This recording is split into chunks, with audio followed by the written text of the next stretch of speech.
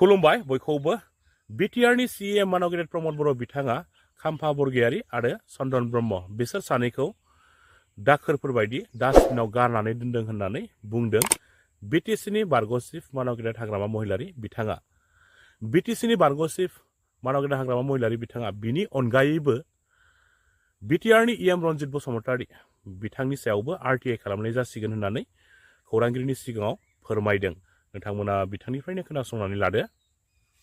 Darangajuli block committee BPF दলৰ উদ্যোগত PSU women আৰু ইয়দৰ যেটো গেট টুগেদাৰ এইটো ভালকৈ হৈ গ'ল। মুঠতে আমি যিখিনি ইয়দৰ লগত কথা পাতিছোঁ বা পেৰেণ্ট বডিৰ লগত যিখিনি কথা পাতিবলৈ পাইছে, দৰংগাজুলি হিচাপে আমাৰ বিপিএফ দলটো 1 নম্বৰ পজিশ্যনত আছে। আগন্তুক যেটো সেপ্টেম্বৰ মাহৰ যেটো নিৰ্বাচন হ'ব সেইটো খুব ভাল ফলাফল দিব আৰু আমি দৰংগাজুলি হিচাপে আজিলৈকে একবাৰো হাৰা নাই। 4বাৰ হৈ গ'ল ইলেকশ্যন, 4বাৰতে বিপিএফ জিকিছে, এইবাৰো বিপিএফ জিকিব। আৰু আমাৰ দলত সকলো জাতি জনগোষ্ঠী আছে, সব জাতি জনগোষ্ঠীয়ে আমাক সহায় কৰিবৰ কাৰণে আগবাঢ়ি আহিছে। বিটিচিটো বাচাব লাগে, প্ৰমোদ বড়োক হাতাব লাগে, সেইখিনি শ্লোগান, বেলেগ কোনো বিচাৰা নাই। এইবাৰ বিপিএফ চৰকাৰ আহিব লাগে বুলি সবে মানে আগুৱাই আহিছে। কথা সেইটোৱে। এইটো প্ৰমোদৰ কথা।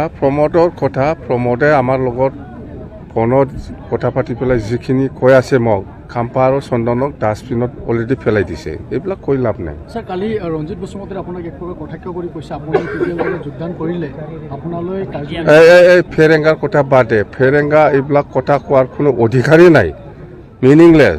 সি যিহেতু ফৰেনাৰ হয়, বিটিচিৰ বাসিন্দা নহয়, ইয়াৰ কথা কিবা মূল্য থাকে নেকি? চাই থাকক ফেৰেংগা যাম বা আপুনি এই বিটিচিৰ বাসিন্দা নহয়, মই আৰ্থিক কৰি পেলাই আপোনাক আউট কৰি দিম। স্যাৰ, ভাষণত আপুনি আন এটা কথা কৈছে যে আপুনি নিৰ্মাণ কৰা 3 কোঠাৰ গেষ্ট হাউচ তেওঁলোকে 3 কোটিৰ আমি গেষ্ট হাউচ বনাই ইহঁতে ৰিফাইন কৰে 12 কোটিৰ। এটা কি? এইটো নতুন কথা নাকি? আপোনালোকে চাওকচোন, বিটিচি অফিচত যাই পেলাই চাওক। আমি মুঠতে 3 কোটি ওচৰা ওচৰি এই হাউলি গেষ্ট হাউচটো 12 কোটিত ৰিফাইন কৰি আছে। আৰু সেই শিলিগুৰিৰ যিটো গেষ্ট হাউচ সেইটো মানে 3 কোটিৰ অলপ বেছি হ'ব, সেইটো 12 কোটি। আৰু আপোনাৰ এই মুঠতে চব এনেকুৱা এই কিবাটো 5 কোটিৰ কিমান বা আছে। আমাৰ কৈলাশ কলনী গেষ্ট হাউচটো দিল্লীৰ সেইটো 22 কোটি ৰিফাইন। কোনটো আমাৰ চৰকাৰ আহিলে এনেকুৱা কেলেংকাৰী নাথাকিব। বিৰাট ভালকৈ আমি চৰকাৰ চলাম, আগৰ নিচিনা বাছ।